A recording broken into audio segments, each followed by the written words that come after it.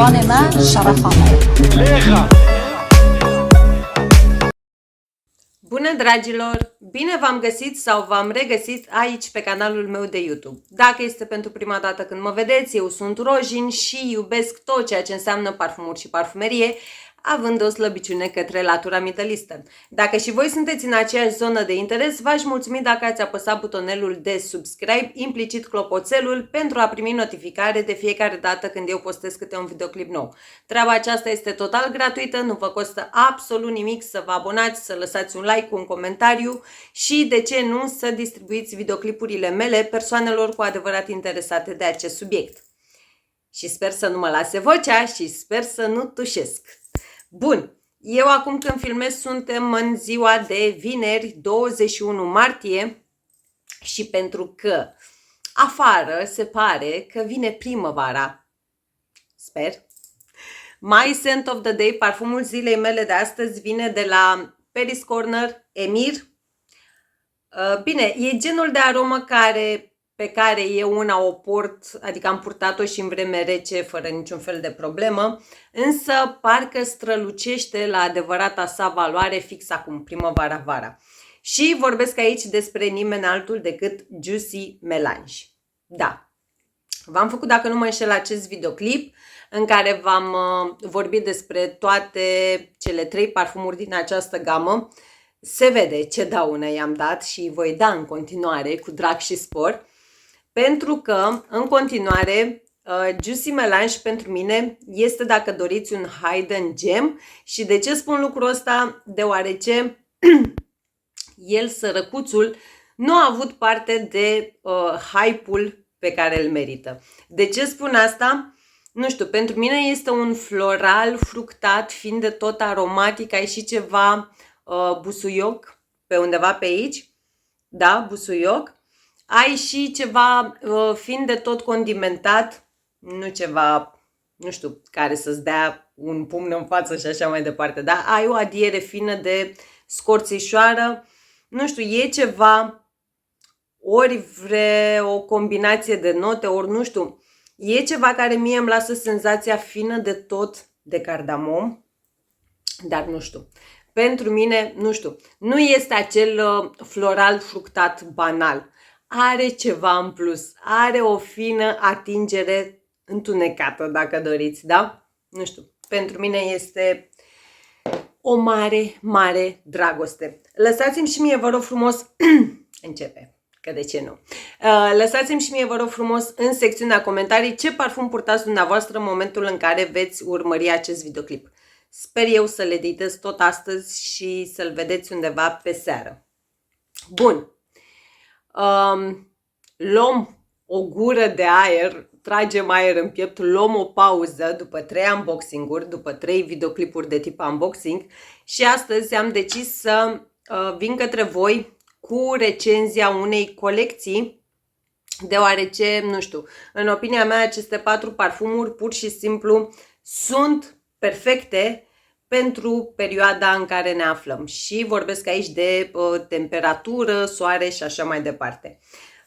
Am venit cu caietelul, cum îmi spune mie soțul meu, jurnalul meu de bord, pentru că da, v-am mai spus eu în alte videoclipuri, atunci când vreau să despic firul în 4 în legătură cu un parfum, pur și simplu îmi notez în ziua respectivă toate amănuntele în legătură cu acel parfum. Dar am alături de mine gama Nordstag Expressions și voi începe cu 1 sau un.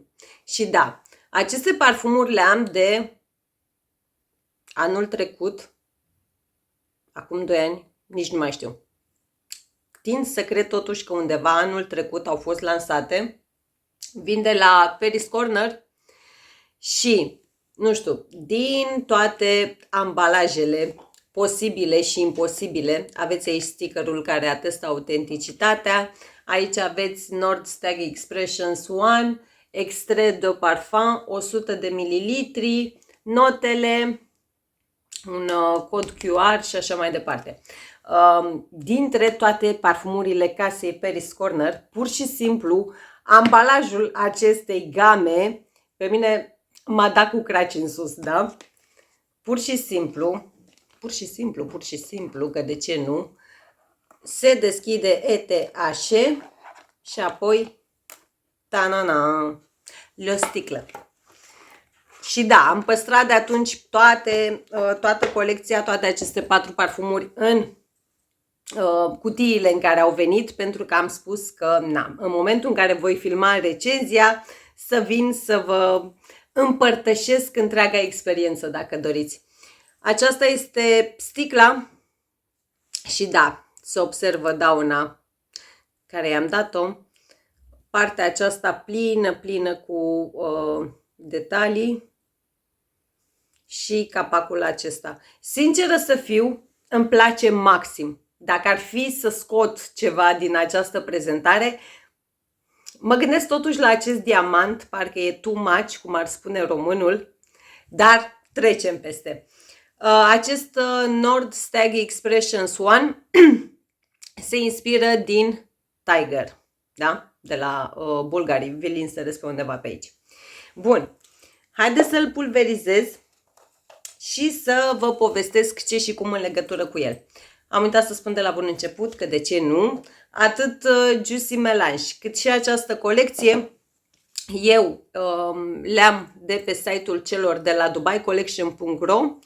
Dacă locuiți în Uniunea Europeană sau în afara spațiului UE, implicit Elveția, UK, SUA și Irlanda, dacă nu mă înșel, mereu spun că o să-mi notez, da, de fiecare dată uit, oricum în bara de descrieri veți avea toate detaliile necesare, inclusiv linkurile pentru aceste parfumuri. Dacă locuiți în afara României și doriți să comandați mostre sau full size, și da, spun prima dată mostre pentru că eu și acum încurajez să achiziționați întâi mostre, da? dubaicollection.eu și nu în ultimul rând arabianscent.net, unde codul ROJ25 va aduce un discount de 10% la absolut orice achiziție de pe aceste 3 site-uri. Bun, haideți să începem cu Nord Stag Expressions One și întâi de toate, pentru doamnele și domnișoarele, și da, mie îmi place partea aceasta, știu că aici scrie un, dar mie mult mai mult îmi place partea aceasta, e mai pe detalii. Pentru doamnele și domnișoarele care sunt în zona parfumurilor gurmande, flirty, roz, flower power și așa mai departe, acest parfum s-ar putea să vi se pară că este acela de nec cu o fină înclinație masculină. Ei bine, dacă sunteți, nu știu, dacă vă regăsiți, mai bine spus, în preferințele mele în ceea ce privește partea aceasta de parfumuri unisex, cu siguranță veți iubi acest parfum. Ce avem noi aici? Ei bine, avem grapefruit, ambroxan, ceva ghimbir, aș spune eu, totul pe o bază lemnoasă. Este genul acela de aromă, și știu, sună clișeu, dar pentru mine, în opinia mea, miroase scump. Da? E genul acela de parfum, adică, nu știu, chiar dacă vine de la Paris Corner, nu vă gândiți că are ceva Middle Eastern în el sau izul acela arabesc sau așa mai departe. Nu, total greșit. Este genul acela de parfum curat, luxos, rafinat, dacă mă pot exprima așa, exact cum v-am spus, total unisex în opinia mea, adică se vede dauna pe care i-am dat-o anul trecut în vară. Către dry down mi-am notat eu aici, devine ușor ambrat și se resimte o fină adiere de vetiver. Se apropie destul de mult de ADN-ul lui Tiger, din care se inspiră. Știu că pe piață mai există și o altă inspirație foarte iubită de multe persoane, și anume Afnan Turati Blue, dacă nu mă înșel eu. Ei bine, nu îl dețin pe acela, L-am testat, am avut de gând să-l achiziționez deoarece eu una pur și simplu ador ADN-ul lui Tiger, însă, sinceră să fiu, varianta aceasta de la Paris Corner mi se pare, dacă doriți, mai rafinată, mai elegantă, mai bine blenduită, dacă mă pot exprima așa, nu știu, are un magnetism aparte, cel puțin pentru mine și pentru percepția mea. E genul de parfum care nu are limită de vârstă și mi se pare extrem, extrem de versatil. Adică eu una aș purta acest parfum atât la sală, cât și la cursuri, dacă ar fi să mă duc din nou, dar l-aș purta și la o ieșire cu fetele și, de ce nu, genul acela de ședință business, da? Ședință de afaceri, dacă doriți, dar și la un eveniment. Nu știu, pur și simplu îmi place enorm. Partea aceasta, dacă eu am venit și v-am spus că avem grapefruit aici, cum să spun eu, nu vă gândiți la acordul acela de grapefruit ascuțit, in your face sau așa mai departe. Nu, eu una nu-l percep așa. Are parte și de treaba aceasta, nu știu, adică pe lângă ambroxan, și din nou, dacă aveți probleme cu acest acord, s-ar putea ca, nu știu, după 2 ore să nu mai resimțiți parfumul, însă cei din jur îl percep. De ce spun asta? V-am mai spus eu în alte videoclipuri. Eu târziu m-am obișnuit cu ambroxanul. Eu una, când port acest parfum, îl resimt pe pielea mea undeva în jur de 6 ore, o proiecție, bine, în funcție de cât pulverizez, da? O proiecție destul de frumoasă în primele 2-3 ore, iar casiaj mediu.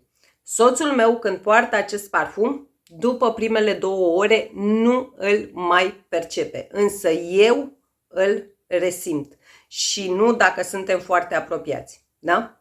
De asta spun, e treaba cu ambroxanul. Dacă vă știți sensibil la acest acord, dar chiar și așa, și dacă nu vă știți sensibil la acordul de ambroxan, ca de obicei recomand să testați acest parfum înainte.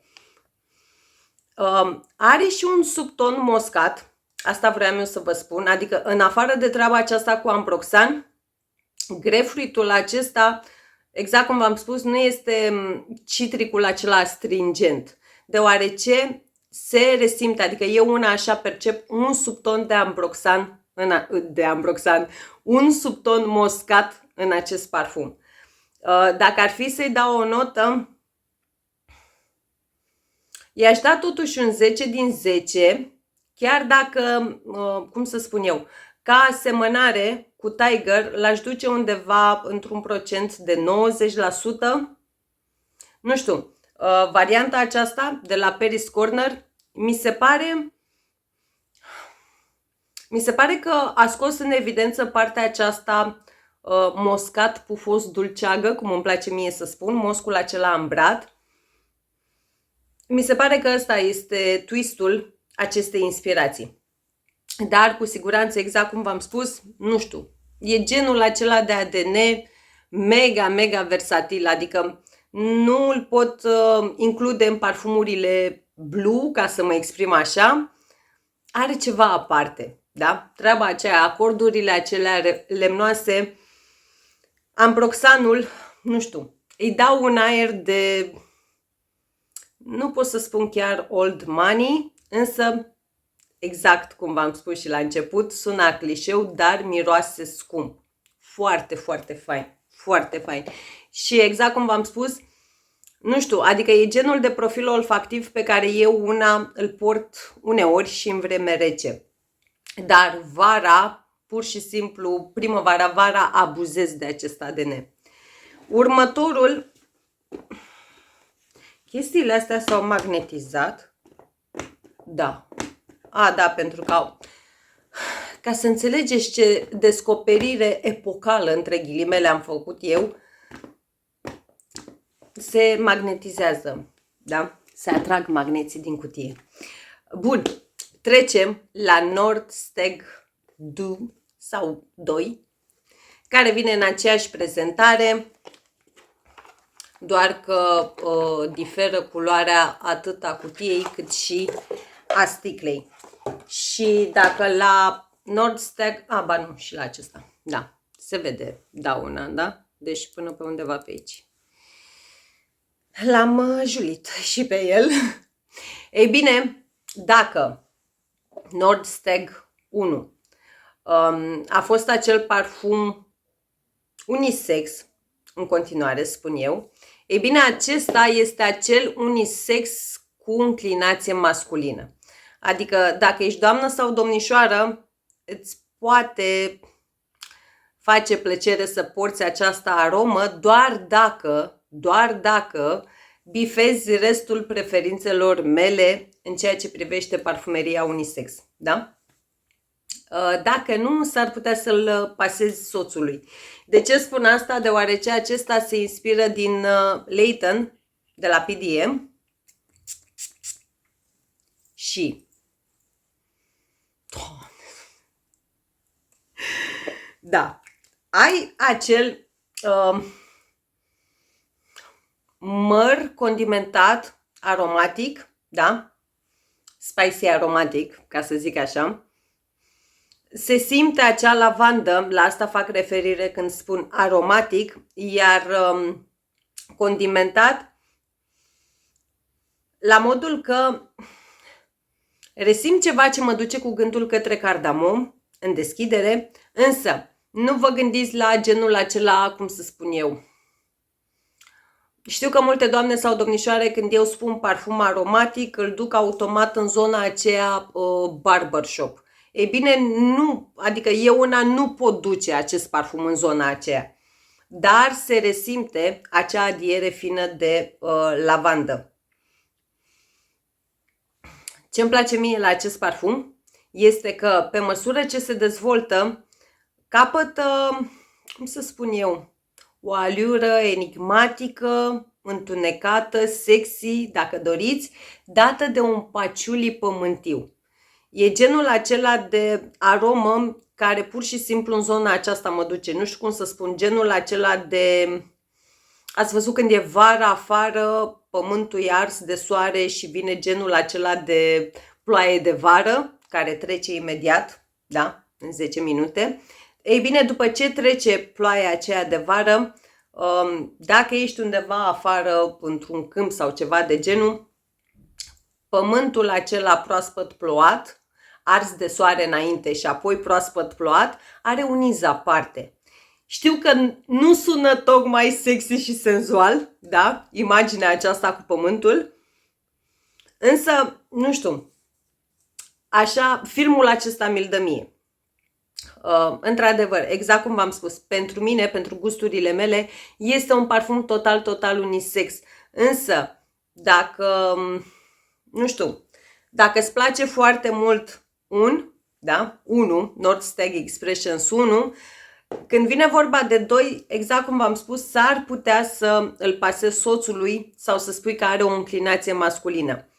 Mie una, nu știu, am momente în care îl port și se vede, și anume, nu știu, zilele acelea în care simt energia aceea feminină dark, dacă doriți, da?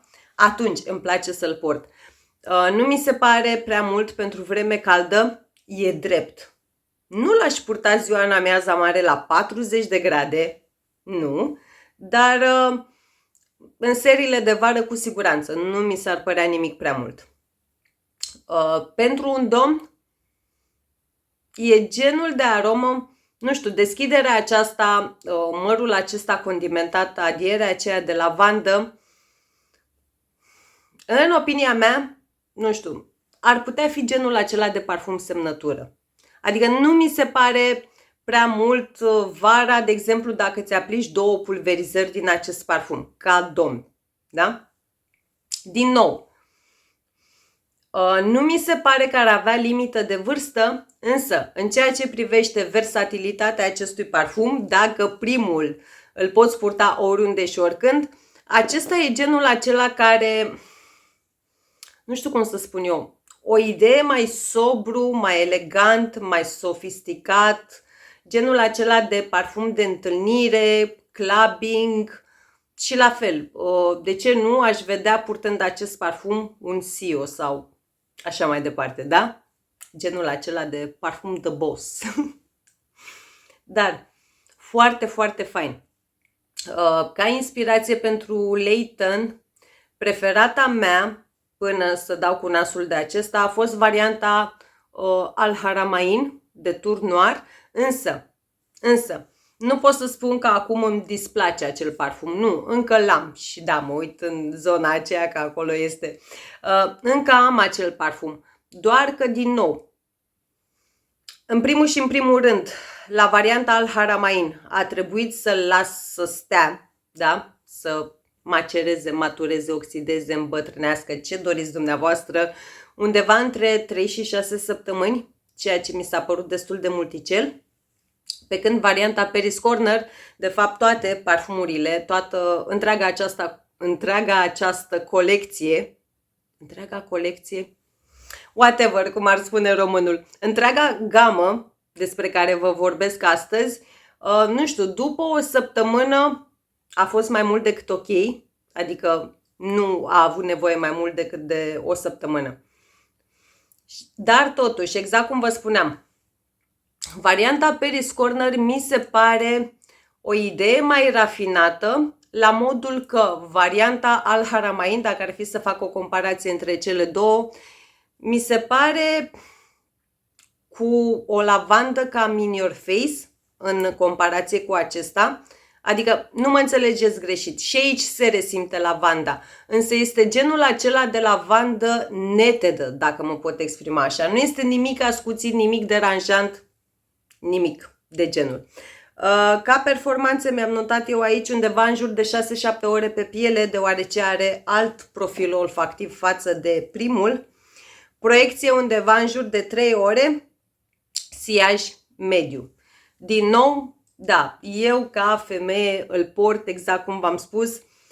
E genul acela pentru mine de parfum, cum să spun eu, cald, sexy, vanilat, misterios, undeva în zona aceea. Și da, i-aș da și lui un 10 din 10. La final o să încerc să vă fac și un top. Nu garantez că mă descurc cu el, dar trecem la următorul, care se numește, ce să vedeți, Trois.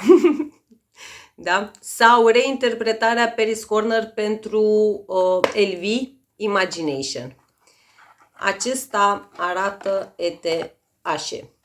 Și din toată gama, aceasta este sticla mea preferată. Vreau să spun din motive de culoare. Și nu știu, aceasta vine, dacă în cele două poți vedea cantitatea de lichid, ei bine, într-o nu se poate observa absolut nimic, deoarece este într-o sticlă mată. Bun, mai am și alte inspirații pentru Imagination. Mai am Marwa de la Arabiat Prestige și nu în ultimul rând, de la French Avenue era Essence du Blanc, dacă zic eu bine, vi le inserez pe ambele pe undeva pe aici. Dar nu știu de ce, de data aceasta atomizorul este presurizat, da? La primele două nu. Doamne Dumnezeule! Doamne Dumnezeule! Pur și simplu, e genul acela de parfum pe care eu mi l-aș turna în cap, între ghilimele, da? Atât de mult îmi place. Nu mă gândeam vreodată să-mi placă un parfum citric, hai să zic că totuși în zona aceasta fresh, citric, atât de mult. Exact cum v-am spus, mai am și alte inspirații pentru acest ADN, însă varianta Paris Corner, nu știu, twistul lor în legătură cu acest ADN,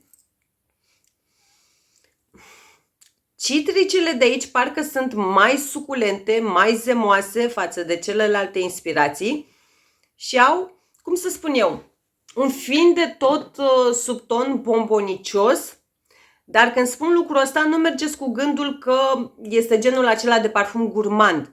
Nu. Cum să spun eu? Se resimte foarte clar izul acela citric, însă nu este izul citric întâlnit în soluțiile pentru curățarea casei, geamurilor și așa mai departe. Nu! Este ceva aici care pe mine pur și simplu mă duce cu gândul către zona unor dropsuri cu citrice, dar fiind de tot spicy totodată. Ai și ceva ghimbir, dar din nou, dacă vă sperie, între ghilimele, acest acord, gândiți-vă mai degrabă la o cană mare cu ceai negru în care ați pus câteva feliuțe proaspete de ghimbir, da? Ceva în zona aceea. Foarte, foarte frumos. Ca asemănare, pe acesta l-aș duce, hai să spun undeva un 80% asemănător cu Imagination, dar nu știu, îl ador. Și nu mă gândeam vreodată, adică dacă mă urmăriți de ceva timp, știți că eu nu sunt acea iubitoare de parfumuri citrice și așa mai departe. Nu. Ei bine, Trois de la Paris Corner are ceva aparte. Are ceva în el, poate sub tonul acela care v-am spus mai devreme, pe care pe mine mă duce cu gândul către dropsuri, acadele, da? Cu citrice, nu știu. Pur și simplu asta îmi dă în fața ochilor. Foarte, foarte fain. Am mai întins mâna către el și în vremea rece, însă acum, primăvara și vara, nu știu, e genul acela de parfum, exact ca la Nordstag Expressions One, îl poți purta oriunde și oricând. Acesta mi se pare total unisex, din nou, la fel ca acesta. Și exact cum v-am spus, nu știu, aceste două parfumuri din întreaga colecție le văd extrem de versatile. Îl poți purta la sală, îl poți purta la școală, la o întâlnire de afaceri, la o cină, nu știu. Exact cum v-am spus, poate fi acel parfum semnătură cu ușurință. La capitolul performanțe mi-am notat eu aici și am uitat să vă spun de la bun început, de fapt trebuia. Performanțele acestor parfumuri, da, sunt, cum să spun eu, trăite, experimentate de mine după între o săptămână și 2 săptămâni, da? Timp în care aceste parfumuri au stat puțin liniștite după prima pulverizare. Din nou, nu știu dacă cele pe care le găsiți acum la Dubai Collection au nevoie de acest timp, de a sta puțin, deoarece ale mele sunt din primul batch, da? Și întotdeauna primul batch, când, mai ales în zona aceasta Middle Eastern, are nevoie de timp să stea. De ce spun asta? V-am mai dat exemplu acum câteva videoclipuri în urmă în legătură cu Caramel Cascade de la Paris Corner. Prima mea sticlă, primul batch, a avut nevoie de timp, da? O săptămână sau 2, la fel. A doua sticlă a fost gata de plecare, dacă doriți, de la prima pulverizare, da? Deci, ale mele, mă repet, primul batch au stat undeva între o săptămână și 2 săptămâni, da? Și performanțele sunt notate de mine după această perioadă de stat pe dreapta, cum îi spun eu.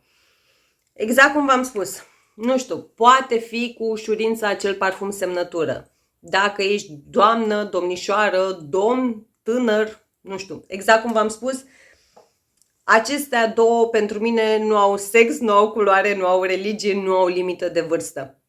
Trebuie doar să fii în zona aceasta de parfumuri fresh, citrice, cu toate că exact cum v-am spus și accentuez lucrul acesta, Trois are subtonul acela fiind de tot bombonicios, da? Nu este citric și atât, citric cu ghimbir și cu ceai negru. Nu, are ceva acolo care mă duce cu gândul către acadele. Bun, ultimul, dar nu cel din urmă, vorbim aici de Quatre, care, ce să vedeți, vine fix în același ambalaj, doar că diferă culoarea. Bun. Acesta nu este chiar la fel de abuzat pe cât este acesta, de exemplu, dar din acesta chiar s-ar putea să am nevoie de încă o sticlă. cu blițul telefonului, da? Puteți vedea nivelul de parfum din sticlă. Nu este la fel de abuzat, pentru că eu mi-aduc aminte că nu le-am comandat pe toate 4 în același timp. Acesta, dacă nu mă înșel, a venit chiar ultimul și îl comandasem undeva la începutul toamnei. Iar pentru mine, acest parfum țipă a primăvară-vară. Da, știu.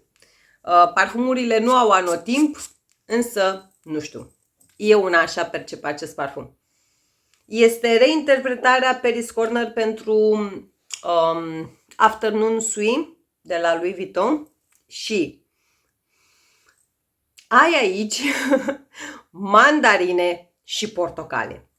Dacă nu iubești aceste două acorduri în parfumuri, s-ar putea să, nu știu, mai ales dacă comanzi full size blind, din nou, ceea ce eu nu recomand acest parfum, s-ar putea să-l iei și să-l arunci pe geam. Pentru că, exact cum v-am spus, încă de la deschidere, chiar și în dry down-ul final, eu resimt aceste două acorduri, clar, adică e partea aceea, știu că mă mai întrebase cineva, dar de ce nu simți decât portocale sau decât mandarine? Nu, mie pur și simplu prima pulverizare, asta mi-aduce în fața ochilor, jumătate de mandarină, jumătate de portocală. Aș spune cu tot cu coajă. Nu știu, e izul acela, cum să vă spun eu, foarte greu acest videoclip, nu știu de ce. E izul acela de, exact cum v-am spus, ai o mandarină întreagă pe care nu o decojești, da? Cu tot cu coajă și pur și simplu o tai cu cuțitul în două. Este și izul acela de pulpă de mandarină, dar și coaja aceea are izul acela citric, nu pot să spun ușor mai acid. Da, se simte. Se simte aici, exact cum v-am spus. Eu pur și simplu asta văd. Mandarină cu tot cu coajă, portocală cu tot cu coajă. Dar ai și o adiere spicy și când mă refer la treaba aceasta, încercați să vă imaginați, exact cum v-am spus, pe un platou, jumătate de mandarină, jumătate de portocală și din nou puțin ghimbir proaspăt, dar nu foarte mult. Da? Față de celelalte parfumuri cu acest acord, cu acordul de ghimbir, în Quattro, Nordsteg Expressions 4, mi se pare că ghimbirul este cel mai domolit, dacă mă pot exprima așa. E ceva ce mă face să încadrez acest parfum și da, mă umflă râsul din nou. V-am mai spus eu în alte videoclipuri, sunt parfumuri gurmande, adică mâncabile pentru mine și sunt parfumuri băubile. Ei bine, acesta în categoria de parfumuri băubile l-aș încadra. Pur și simplu mi-aduce în fața ochilor o dimineață de vară în care îmi savurez un fresh imens din portocale și mandarină cu ceva ghimbir proaspăt pe deasupra. Are ceva ce mă duce cu gândul către partea aceasta băubilă, da? E ca și cum l-aș bea între ghilimele. În continuare, este genul de aromă total unisex în opinia mea, dar din nou, ca domni trebuie să vă împăcați cu acest ADN sau, dacă nu cunoașteți acest profil olfactiv, nu știu, să vă placă treaba aceasta, mandarine și portocale în parfumuri, da? Fiind de tot spicy. Este asemănător cu originalul din care se inspiră, doar că, în comparație cu acela, nu știu, simt că aici s-a pus accentul pe partea aceasta de citric fructat, dacă doriți, adică twistul, cum se spune, twistul celor de la Paris Corner în legătură cu acest ADN constă fix în aceste două note, mandarină și portocală. Am senzația că s-a călcat ușor pe accelerație când vine vorba despre aceste două acorduri. L-aș duce, să spunem, tot așa într-un procent de 80-85% asemănător cu originalul, dar în continuare, a mine nu me importa cât de asemănător este, îl ador. Și știu că atunci când l-am purtat ca parfum de sine stătător, dar l-am combinat, am făcut layering cu el. Se potrivește foarte, foarte bine cu multe din parfumurile către care întind eu mâna foarte des în vreme caldă. La capitolul performanțe mi-am notat eu aici undeva în jur de 6-7 ore pe piele, proiecție de data aceasta 2-3 ore, iar casiaj mediu. Unde l-aș purta? Nu știu de ce. Merge, între ghilimele că n-are picioare, purtat și primăvara, dar pentru mine are ceva aparte, ceva care pur și simplu strigă vară în legătură cu acest parfum. Eu l-aș purta vara, pur și simplu vara, ca locație oriunde și oricând. Deci nu e ceva prea mult sau prea puțin. Hai să spunem, de fapt nu pot, că până la urmă și performanțele 6-7 ore pentru un parfum citric e mai mult decât ok, mai ales dacă ținem cont și de prețul plătit. Hai să zic că totul un 10 din 10 i-aș da, însă, topul meu în legătură cu această colecție este următorul. Locul întâi, Troa, deci nu, ăsta este preferatul meu din întreaga gamă. Locul 2, sau inspirația pentru Tiger. Și acum e acum. O să fac asta. Locul 3, inspirația pentru Layton. Și pe ultimul loc, 4. Da? Ăsta este topul meu în ceea ce privește această colecție. Exact cum v-am spus, pentru prețul plătit, nu știu, mi se pare că, adică raportul calitate-preț este mai mult decât ok, dar trebuie să țineți cont un lucru, exact cum v-am spus la fiecare parfum în parte. Niciunul din acestea nu sunt, cum să spun eu, dupuri, cum se spune, da? Adică, hai să-l iau exemplu pe primul. Nordstag Expressions 1 nu este dupe pentru Tiger.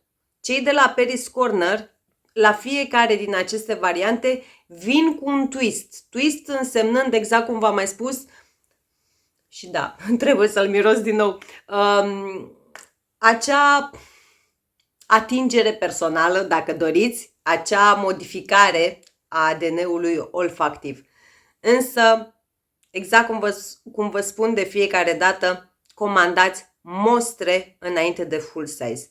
Testați-le înainte.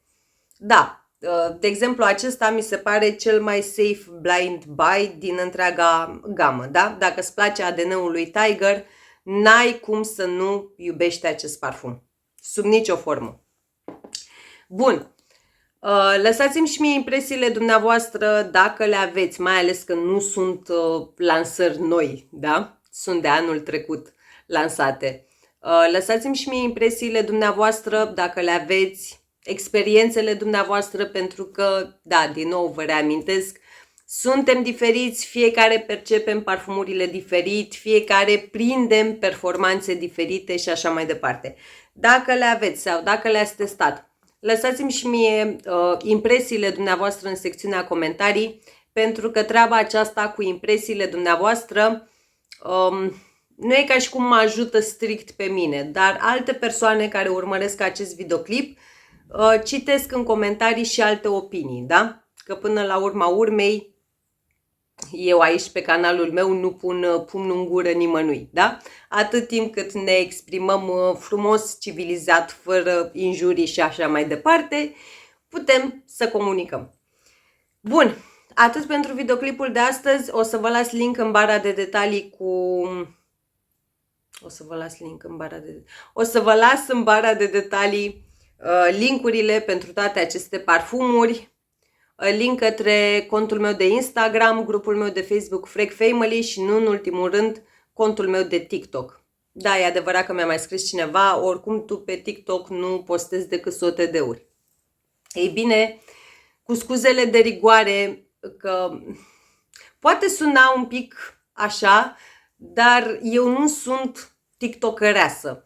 Și din nou cu scuzele de rigoare, pentru că sunt mulți creatori de conținut strict pe partea de TikTok pe care eu îi urmăresc cu mare, mare drag și cu, nu știu, îi apreciez. Însă eu nu sunt făcută pentru TikTok, dacă doriți. Mie îmi place aici, pe YouTube, să vorbesc mult, că am ajuns în minutul 40, dar nu mai contează, și să vă exprim toate trăirile mele și experiențele mele în legătură și să vă exprim.